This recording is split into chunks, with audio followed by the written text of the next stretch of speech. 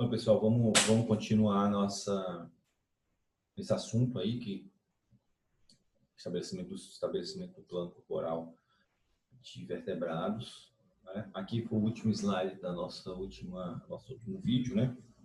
Que mostra aqui uma inversão das proteínas. As proteínas basicamente são as mesmas em vertebrado e invertebrado, que a gente tem uma rotação do plano, né?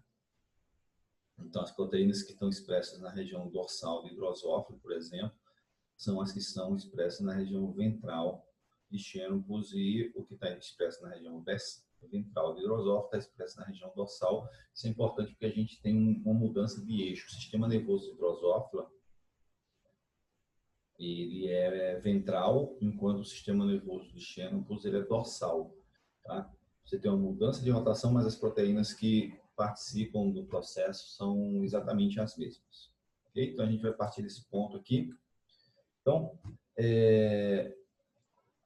voltando um pouco para a questão da identificação do plano dorsal e dorso ventral, do eixo dorso ventral, né? Em Xenopus, vamos lembrar um pouco, naquela primeira aula eu falei para vocês que no experimento, quando você corta ou você destrói uma das células de Xenopus, quando ela está em duas células já, você tem o desenvolvimento só do dorso ou só do ventre, dependendo da célula que você queima, que levou o Eichmann a propor o modelo dos fatores determinantes, né? Agora que a gente já conhece um pouco essa movimentação molecular no ovo de Xenopus, a gente consegue explicar isso. E a explicação é que aquela rotação cortical inicial, né, que estabiliza a beta-catenina só num grupo de células que vão ser a futura região dorsal, ela, quando você separa a célula, né, separa o embrião em duas células ou em quatro células, o que acontece é que uma metade não vai ter beta-catenina e a outra metade vai ter beta-catenina. Então, eles fizeram esse experimento, onde eles separam o embrião em dois, quando ele já está em quatro células, e eles deixam desenvolver, e aí eles veem no final que você tem só o desenvolvimento do ventre ou só o desenvolvimento do dorso. Isso é explicado porque a beta-catenina no dorso vai estar estabilizada e no ventre vai estar degradada, como a gente viu. Então, a beta-catenina, como a gente viu, ela dispara uma sequência de eventos que vai levar à formação do centro de Neil-Cooper, né? Porque ela estimula o gene siamóis. O gene siamóis, quando está expresso, ele estimula o organizador de esperma, né? Então, o que eles fizeram? Eles queriam saber se depois que o centro de Neil-Cooper estava estabelecido, ele conseguiria mudar o destino das células ao redor. Eles fazem um transplante, então eles pegam as células do centro de Neil-Cooper de um embrião e coloca na região ventral de outro embrião. Então, ele vai ter a região dorsal normal dele, né, do desenvolvimento dele, e uma região, um centro de Neil-Cooper extra, agora posicionado na região ventral. E o que eles descobrem é que o centro de Neil-Cooper, ele consegue influenciar as células ao redor, né, e fazer com que elas ganhem um destino semelhante ao dorso. Então, quando a gente faz esse transplante, que é aqui em B aqui, você vê que o embrião se desenvolve com duas regiões dorsais. Então, mostrando realmente que ele é um centro de sinalização e que esse centro de sinalização, ele consegue modificar o destino das células que estão influenciadas por sua sinalização. Tá? Então, voltando à questão do centro do organizador de esperma, do centro de Neil-Cooper e do organizador de esperma, né? Que eles têm a função, eles são determinados ali na região dorsal por uma cascata de sinalização disparada pela beta-catenina, né? E a partir daquilo eles começam a mandar sinais que vão organizar principalmente o sistema neural de vertebrados, tá? Então aqui a gente tem, em A, a gente tem a sinalização de Xenopus, tá? Lembrando que BMP é o equivalente a deca petaplégica, tá? Então, o BMP, ele está no lado oposto. Em vertebrados, ele vai especificar as proteínas, as características ventrais, E no lado dorsal a gente tem cordin, aqui principalmente a cordin, diferenciando o lado dorsal. E lembrando que o sistema nervoso isquêmico é dorsal. Então, o que acontece na região dorsal? Você tem a beta-catenina estabilizada, né, pelo WMT, e ela vai disparar uma série de eventos. E nessa série de eventos, quando a gente já está ali no organizador do SPEMA, a gente tem cordin e noguin sendo expressas, tá? Então, a beta-catenina estimula na região dorsal cordin e noguin e ela impede a ação da BMP, que é uma proteína que vai dar características ventrais, tá? E ela também estimula uma outra proteína chamada FGF, ok? Então, isso aqui a gente está falando região dorsal. Tá? Então, o que acontece? Quando eu tenho beta-catenina, e aí lembrando que a VGT, ela está em todo o polo vegetal, né? Então, toda vez que ela tiver uma sobreposição, ela com a beta-catenina, você vai ter um sinal duplicado ali. Então, no caso aqui, o que a gente tem? A beta-catenina estimula Norgin, Cordin e inibe BMP, ou seja, ela inibe que os caracteres ventrais sejam expressos na região dorsal. Tá? Então, na região dorsal, o que está acontecendo? Eu tenho Norgin, Cordin, inibindo também BMP. Então, eu tenho uma dupla inibição. No BMP, eu tenho pela beta-catenina uma inibição e pelo produto da beta-catenina, pelos genes regulados pela beta-catenina, que é cordin e norgin, que eles também vão lá e inibem BMP. Quando eles inibem BMP, o que acontece? Eles liberam a roda de formação do sistema neural, porque uma das funções de BMP é inibir que a epiderme, que aquele tecido ectoderme, se desenvolva como sistema neural. Então, se eu não tenho BMP na região dorsal, porque ele está sendo inibido por cordin e norgin, tá? Então, o tecido da ectoderme, aquela ectoderme, ela vai se desenvolver como região neural. Lá na região ventral, que eu não tenho cordin nem norgin, porque eu não tenho a beta-catenina também na região ventral, o que acontece? O BMP ele inibe que aquela ectoderme se desenvolva como sistema neural e ele estimula que ela se desenvolva como epiderme. Então, eu tenho uma divisão aí na região dorsal, o sistema ectoderme vai se desenvolver como sistema neural, na região ventral ela vai se desenvolver como epiderme. Também na região dorsal, o que a gente vai ter? A gente vai ter a beta-catenina estimulando a FGF, a VEGT também vai estar estimulando a FGF, certo? FGF aqui, ó, ele reforça a inibição de BMP e estimula a produção do sistema, o desenvolvimento daquela ectoderme com o sistema neural. Né? E também ela estimula a mesoderme na região do polo vegetal. Então, no polo animal, que é onde vai se desenvolver a ectoderme, ela estimula, ela inibe BMP e estimula o sistema neural, e no polo vegetal, ela estimula a mesoderme. Tá? Isso ela vai ter dois sinais aqui, a VEGT vai estimular a FGF e vai estimular a proteína XMR, então as duas em conjunto estimulam a mesoderme. Então, eu só tenho essa sinalização no polo vegetal. No polo animal, eu vou ter a inibição de BMP e o estímulo do sistema nervoso. Então, o que eu tenho? Na região ventral, eu tenho a expressão de BMP. O que acontece com isso? Ele bloqueia que aquele tecido ectoderme se desenvolva como sistema neural e libera ela para ser epiderme. No polo dorsal, eu tenho beta-catenina, cordin, norgin, FGF. São três proteínas que inibem BMP. Se inibindo BMP, eu não tenho desenvolvimento de epiderme e nem tenho o bloqueio que a BMP faz sobre a ectoderme para o sistema nervoso de Xenopus. Então, na região dorsal, eu tenho o desenvolvimento do sistema nervoso de Xenopus e no polo vegetal, eu tenho ali o desenvolvimento da mesoderma. Então, em B aqui é uma comparação de sinalização, né, em A em xênopos, em B em galinha. Então, vocês podem ver que é a mesma sinalização, praticamente, ou seja, eu tenho WNT, que estimula o FGF, né? O FGF vai estimular o sistema neural e vai inibir BMP.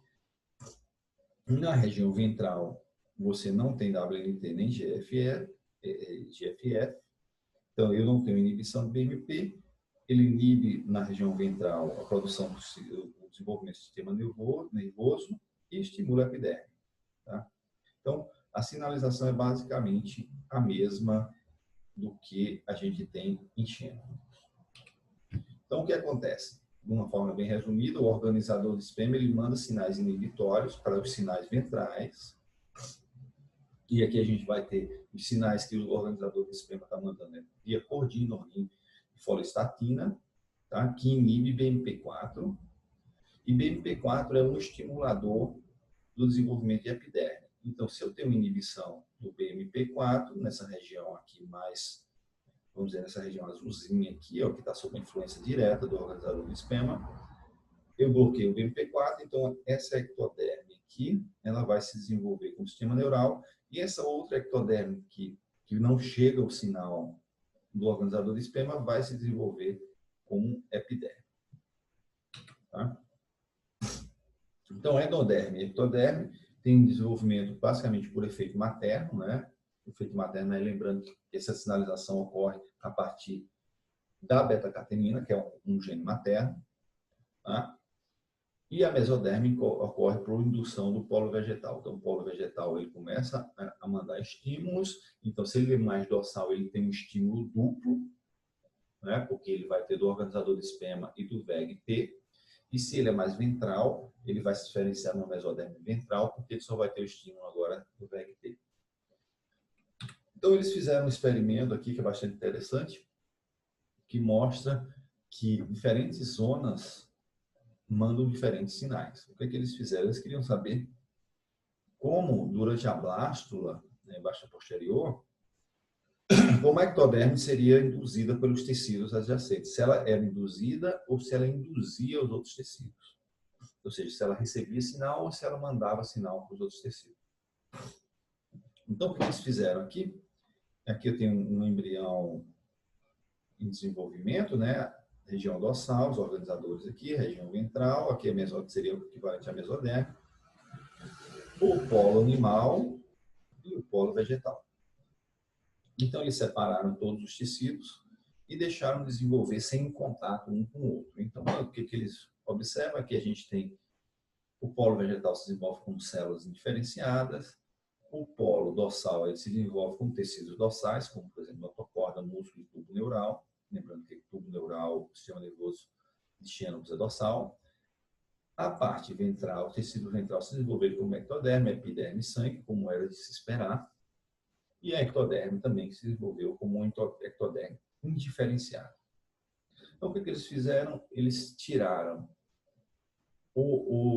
a região dorsal, tiraram a região ventral e colocaram o polo animal em contato diretamente com o polo vegetal para saber se o polo animal tinha influência sobre o polo vegetal ou se o polo vegetal tinha influência através de sinalização no polo animal. Então, quando eles fazem isso aqui, né, então eles colocam em contato direto, retiram a região de mesoderme aqui e colocam em contato direto o que seria a ectoderme com o polo vegetal. E eles veem que, quando eles colocam isso, o polo vegetal, que era para se transformar numa ectoderme, quando ele está em contato direto com o polo vegetal, ele se desenvolve em tecidos da mesoderme. Então, com isso, eles concluem que a diferenciação da mesoderme ela é dada por sinalizações que vêm do polo vegetal, porque os tecidos que receberam o sinal e que se modificaram foram os tecidos da ectoderme e não do polo vegetal. Se fosse o contrário, o que a gente teria? A gente teria a sinalização vindo do polo animal para o polo vegetal. Mas como o tecido que sofre modificação de destino é a ectoderme, isso quer dizer que a sinalização está vindo do polo vegetal. Ok? Então, eles fazem isso, e eles fazem um recorte também, coloca a mesoderme, porque, na verdade, eles queriam, com esse novo experimento aqui, saber se o sinal que vinha, por exemplo, do polo vegetal dorsal, da região dorsal, é o mesmo que vem do polo vegetal ventral. Então, eles cortaram a ectoderme, cortaram um pedaço do tecido na região dorsal do polo vegetal e colocam um contato com o outro e fazem o mesmo com o polo vegetal ventral. E o que eles veem é que a sinalização que vem do polo vegetal dorsal é diferente da sinalização que vem do polo vegetal ventral. Então, aqui, quando eles colocam a parte dorsal do polo vegetal em contato com a ectoderme, você tem diferenciação de células musculares e notocorda, e quando você faz a parte ventral, só a sinalização da parte ventral, você tem células mesenquimais, que vão dar origem ao sistema sanguíneo. Então, na endodermo que a gente tem, o VEGT é um RNA materno extremamente importante. Se você faz uma injeção dele na ectoderme, no início do desenvolvimento, ele está só no polo vegetal. Quando você pega ele e induz ele lá onde vai ser a ectoderme, aquela ectoderme se desenvolve como um endoderme, mostrando que ele é importante para o intestino. Tá?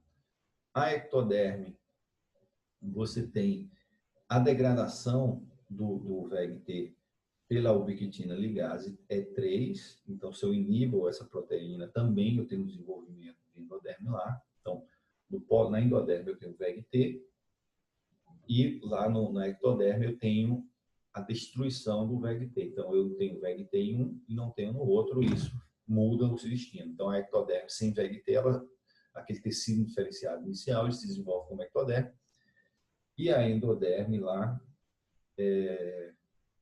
precisa da expressão do VEGT, que é um RNA materno. O interessante é que essa indução de um tecido mudar o destino do outro, ele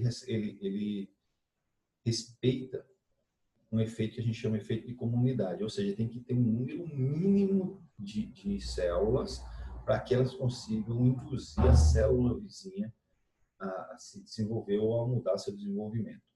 Tá? E além de ter um desenvolvimento temporal restrito.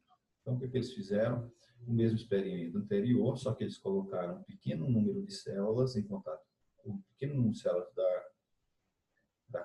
do polo vegetal em contato com a ectoderme, e eles viram que um pequeno número de células não consegue modificar o destino das células da ectoderme. Você precisa de uma quantidade mínima de sinalização para que você consiga induzir.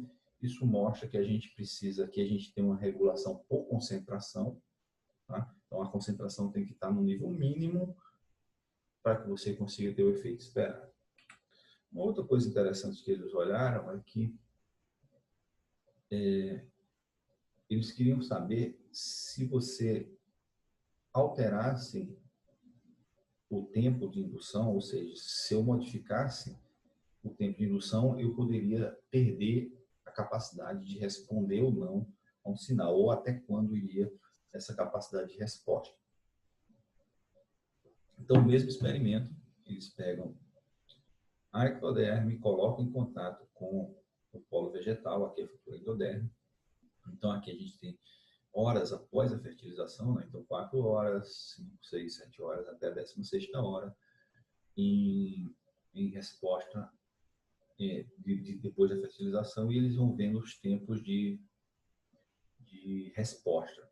Então, eles observaram que da 4ª hora até a 11ª hora, o tecido, a ectoderme, ela consegue mudar, ela é competente, ou seja, ela tem capacidade de receber o sinal e modificar o destino dela.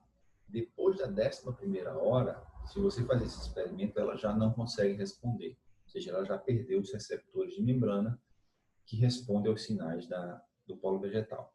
Mas uma coisa interessante que eles observaram também é que essa indução, eles fizeram a indução em vários tempos diferentes, então na 4ª hora, na 5ª, 6ª, 7ª, eles modificaram o tempo de contato, né? Quanto tempo, então, em um experimento, na 4ª hora eles já colocaram em contato em outro na sétima, por exemplo, em outro na décima.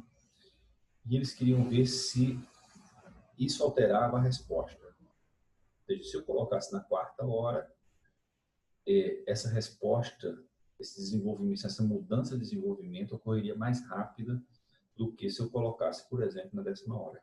E o que eles observaram que era independente da hora que começa a indução, desde que seja entre a quarta hora e a 11ª hora, o desenvolvimento, a resposta da ectoderme sempre ocorre na 16ª hora. Né? Isso é um tempo que leva para o sistema se organizar e expressar todo o gene necessário para a mudança da expressão gênica. Isso é uma questão de temporalidade que tem no desenvolvimento, que é bastante interessante, e isso garante que eu não tenho desenvolvimento de uma estrutura mais rápida do que uma outra estrutura. Quer dizer, o desenvolvimento tem que ser coordenado de todo o corpo. Tá? Então, depois disso, a gente tem a expressão dos genes zigóticos, né? E aí a gente já tem uma fase onde os genes maternos já estão baixando sua expressão. Isso vai acontecer em torno da 12ª clivagem, e os genes expressos ali, principalmente os genes nesse início aí da expressão dos genes zigóticos, a gente tem nodal, XNR5, XRN6, que aí vão estar com 256 células, são genes importantíssimos para esse momento ali. E essa expressão está relacionada com a quantidade de DNA e citoplasma, que a gente viu que a gente tem uma diluição das histonas à medida, como a gente não está tendo renovação das histonas, à medida que as células vão diminuindo, você tem uma proporção menor de histonas para DNA, e isso possibilita a expressão do gene zigótico. Nesse momento de expressão do gene zigótico, um outro padrão, um outro eixo começa a se desenvolver, que é a assimetria direita e esquerda. Tá? Então, vertebrados, eles têm uma assimetria, principalmente de órgãos internos, né? Que a gente vai ter, alguns são voltados para a esquerda, outros são voltados para a direita, e para isso tudo tem uma sinalização molecular que direciona essas estruturas. Né? Então, dois genes importantes nessa sinalização, a gente tem nodal e PIX2, que estão sendo expressos do lado esquerdo e não estão sendo expressos do lado direito. Então, eles causam uma atração, os tecidos que têm atração por esses genes, eles vão para o lado esquerdo, tecidos que têm repulsão por esses genes, eles vão para o lado direito. A gente tem uma bomba sódio potássio TPase, que ela está expressa só no lado direito. Tá? Então, você tem liberação de cálcio do lado esquerdo.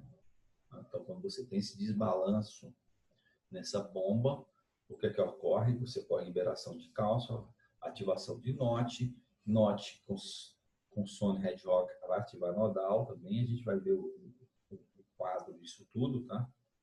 Nodal ativa PIX. Então, essa proteína ativina, ela inibe Sony, tá? Ela vai inibir de um lado, então o lance aqui eu vou ter de um lado direito um grupo de genes expressos, do lado esquerdo eu vou ter outro grupo expresso, mas a gente vai ver na próxima imagem como é que isso ocorre de uma forma mais simples. Tá? Então, se eu faço uma expressão ectópica, ou seja, se eu igualo a expressão de um lado ou de outro, os órgãos se distribuem de esquerda para a direita de forma aleatória. Então, a gente tem, inclusive, uma síndrome onde você pode ter a inversão completa dos seus órgãos. Então, os órgãos de direita vão estar na esquerda, os órgãos de esquerda vão estar na direita, e funciona normalmente, porque isso aí só tem uma mudança de sinalização e não do desenvolvimento dos tecidos em si.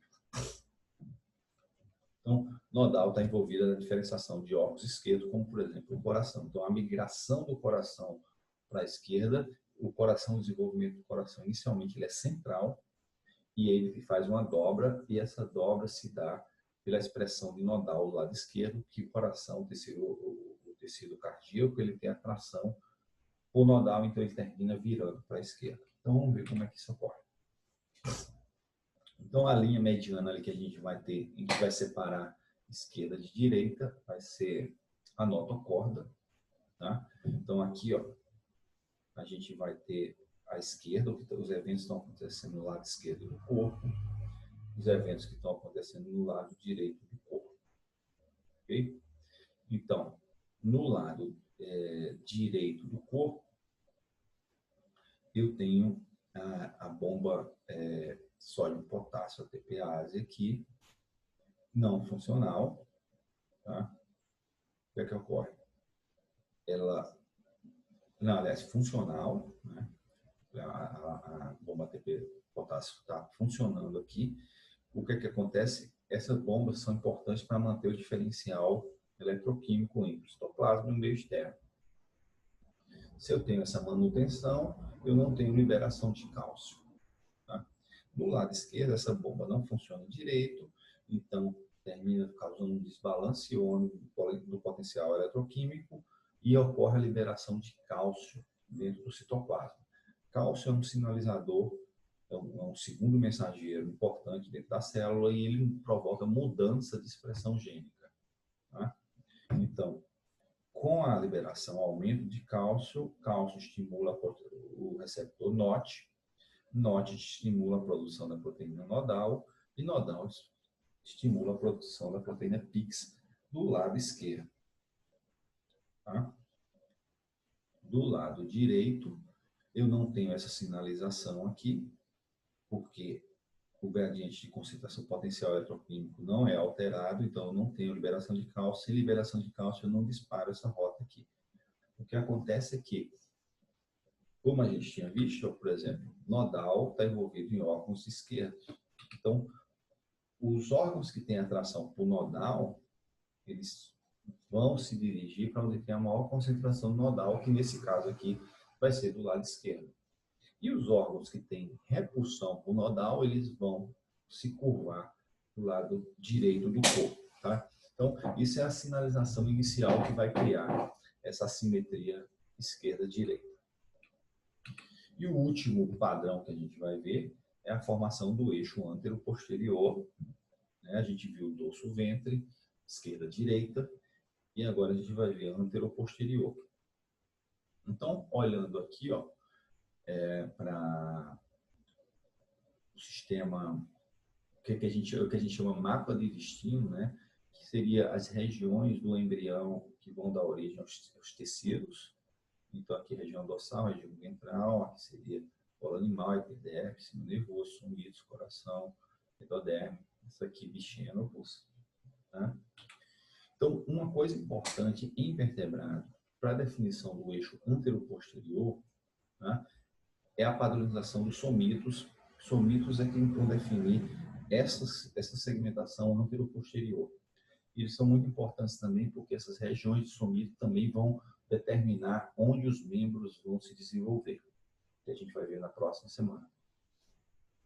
Então, os somitos, eles são tecidos, né, embrionários ali, que vão ser responsáveis pela formação, depois que eles se diferenciam, eles vão dar origem aos ossos, cartilagem, tecido muscular esquelético, toda essa parte estrutural que define esse polo antero-posterior. Eles se formam aos pares, ao redor da notocorda, né? E tem eles vão se desenvolvendo aos pares, temporalmente. Ou seja, eles não se desenvolvem todos de uma vez. A gente tem 14 pares de somitos, tá? E eles se desenvolvem, primeiro se diferencia, depois vem o segundo, depois vem o terceiro, depois vem o quarto, e essa ordem é pré-estabelecida. Tá? Então, olhando aqui, ó, a gente tem, deixa eu voltar aqui, a notocorda aqui, os somitos laterais, né? Então são aos pares, eu tenho um direito e um esquerdo, tá? O canal central aqui, que é onde vai estar o sistema nervoso central, aqui é uma representação, aqui é uma microscopia, aqui o somito, notocorda, tubo neural, tá? E quando a gente olha para eles, no embrião aqui, ó, você vai ter a notocorda, a gente vai ter uma região pré-somítica. Lá embaixo da futura coluna vertebral, a gente tem uma importante região de sinalização que é o nó de Hansen, tá? E o tubo neural se desenvolvendo aqui, tá? Então, o primeiro experimento que eles fizeram era saber se eu modificar a ordem dos somitos, eu modifico o destino dos somitos. Tá? Por que eles queriam saber isso? Porque eles queriam saber se os somitos eles se diferenciam, mas só ganham identidade depois que eles estão diferenciados, já estão prestes a formar as estruturas, ou se antes disso eles já estão comprometidos com algum destino celular. Então, o que eles fizeram? Eles pegaram os somitos, aqui, estão vendo, 1, 2, 3, 4, 5, e aí eles pegaram essa região do meio e inverteram, cortaram e giraram. Então, no lugar de eu ter 1, 2, 3, 4, 5, 6, 7, 8, 9, 10, como eu inverti, eu tenho 10, 9, 8, 7, 6 e depois volta à ordem normal. Interessante ver é que quando você vira isso aí, quando você inverte, o que acontece? Os órgãos, as estruturas que esses pares de somitos coordenam, elas também se invertem. Ou seja, isso quer dizer que os somitos, antes mesmo deles se diferenciarem, da gente conseguir ver eles como estruturas somíticas individualizadas em pares, eles já têm identidade do que é que eles vão se desenvolver quando o embrião estiver na fase adulta. Tá? Então, o que eles viram é que essa identidade dos somitos é anterior à maturação dos somitos, vamos dizer assim. Então, a segunda pergunta que eles queriam saber é como é que ocorre essa sinalização para a individualização dos somitos. Por quê?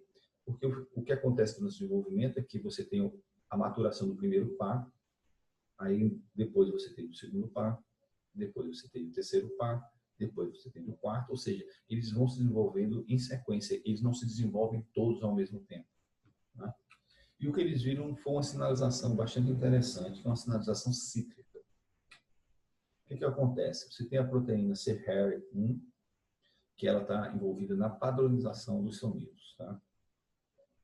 E tem uma outra proteína que é a Lunar Fringe, que tem expressão cíclica, e ela está envolvida nessa sinalização que é bastante importante de desenvolvimento, está envolvida em várias rotas, que é uma sinalização de dois receptores, o receptor NOT e o receptor delta, que faz contato célula a célula.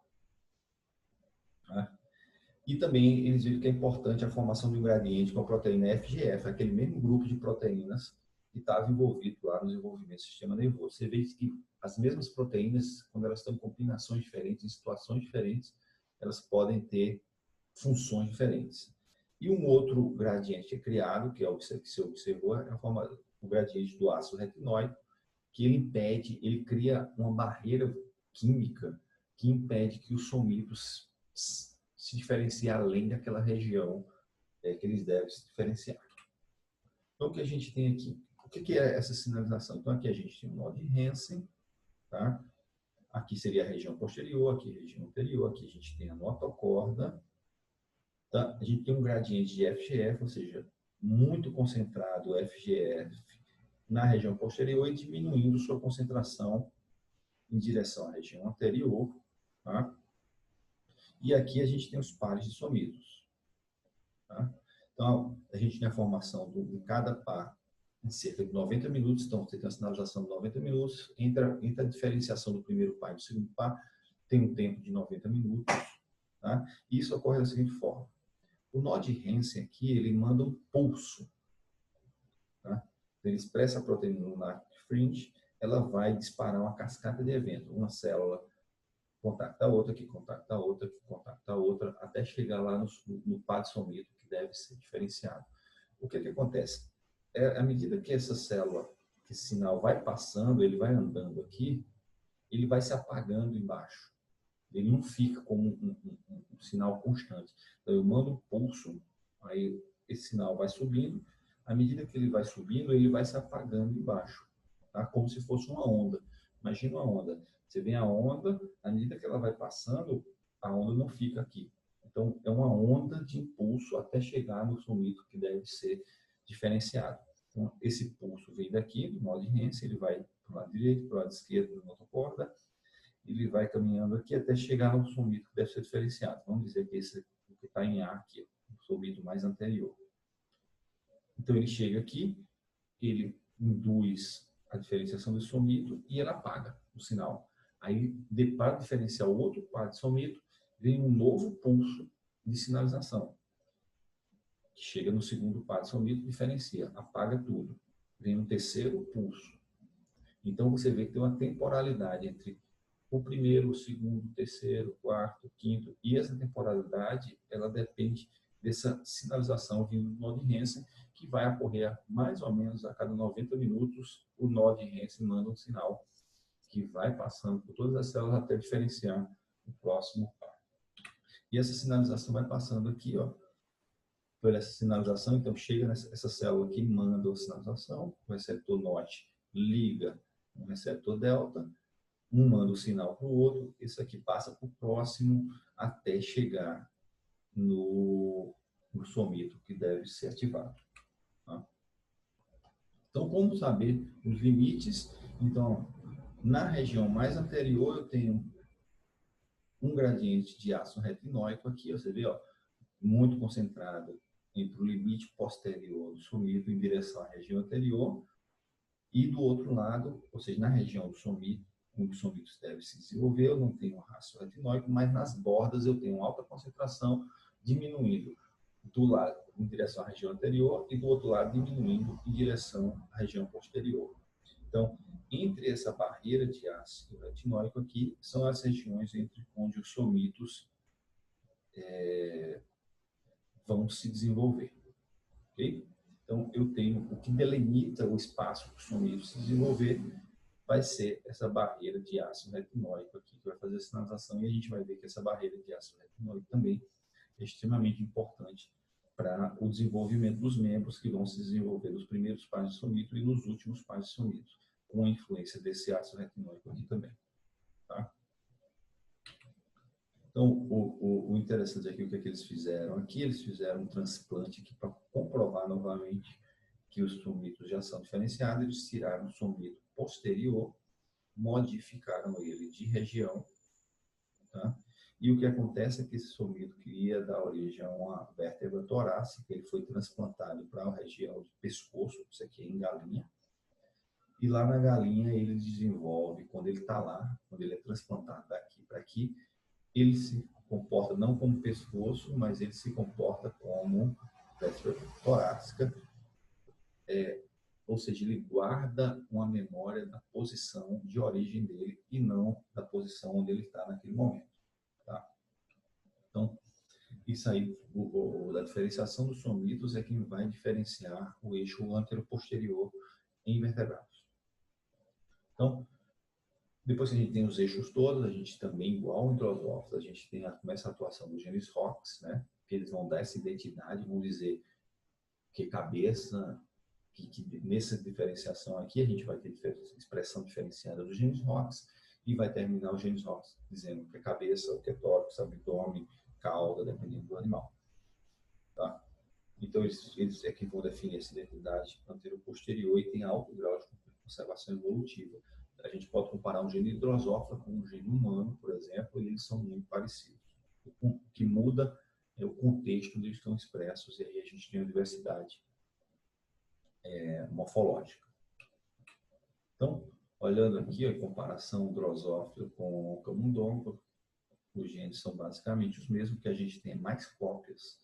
Durante o processo evolutivo, esses genes duplicaram, né? Na verdade, a gente tem 4 cópias, que podem ter sido 2 eventos de duplicação, um gerando 2 cópias e o próximo gerando 4 cópias. Os locais de expressão são basicamente os mesmos, ou seja, eles são muito parecidos em sequência. E eles são parecidos também no local que estão expressos, eles mantêm isso. Aqui a gente tem, por exemplo, ROX1B é expresso na região mais ventral, o ROX4B na região mais mediana, vamos dizer assim, e o ROXB9 na região mais posterior. E aqui está a organização deles no cromossomo, mostrando que a posição deles no cromossomo reflete a região onde eles vão ser expressos no corpo do indivíduo.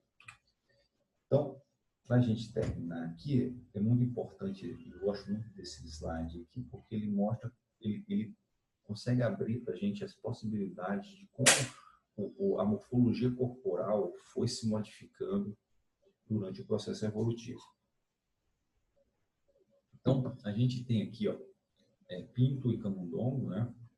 Um representante das aves, um representante dos mamíferos, com uma separação evolutiva relativamente antiga, né? E com estruturas corporais bastante diferentes. Então, a gente tem a região cervical é muito grande nas aves, porém a região caudal é muito curta, né? E a região torácica também é muito curta em relação a mamíferos. Mamíferos, a gente tem uma região cervical, em comparação a aves, menor, uma região torácica maior e uma região caudal também maior. Mas o interessante aqui é que se vocês veem aqui, ó, vocês estão vendo essas linhas aqui, faz a divisão entre cervical, torácica, lombar, sacral e caudal. Né? Então, cervical, torácica, lombar, sacral e caudal. Aí você tem essas linhas que dividem, né, o que vou dizer. E quando a gente olha os genes ROX, que estão expressos nas fronteiras, então vamos olhar aqui, por exemplo, o que limita o final da região cervical é a expressão do ROX C5. Em camundongo ele está expresso aqui no finalzinho da cervical.